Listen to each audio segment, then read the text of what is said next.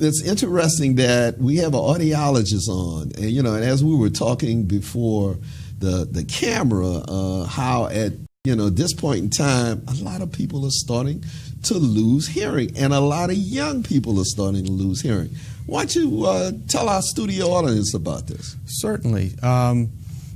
Noise-induced hearing loss is becoming a huge problem and concern, especially from the standpoint of audiology or the study of hearing, because we're seeing music, especially when it's used through a personal listening system, through headphones, where older generations may have listened to loud rock music, which is not safe, not good either, but it was through a big speaker system.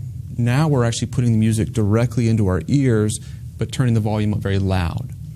And when you listen to something loud and for more than 30 or 45 minutes at a day, that's going to really potentially cause permanent hearing loss or permanent damage to the hearing system. Okay, as I was saying earlier, I'm one of those because when I was in high school and college, I had the stereo with the big speakers, and we would put Jimi Hendrix on and crank up the music, or put the Rolling Stones on and crank up the music, and it would just sit there and jam, Absolutely. But as I've gotten older, I kind of crank the music down these days. But and I've noticed, as I've gotten older, that a little bit of hearing loss. So as you get older, hearing loss is prevalent, or what?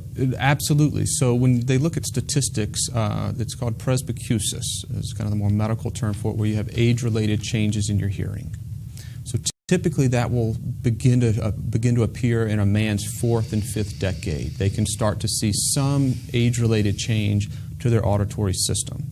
That doesn't mean that they may have hearing loss, but it may shift to a lower edge within a normal range, or very edge of hearing loss. But then as we age, it goes greater and greater chance that you'll develop hearing loss. Statistically, maybe only 30 or 40% in their 60s may have hearing loss when you look at the population. But then that may go to like 40 or 50% in their 70s, or 80 or 90% once you get into your upper 80s and 90s. So the older you are, the greater chance that you're going to have some type of hearing loss present.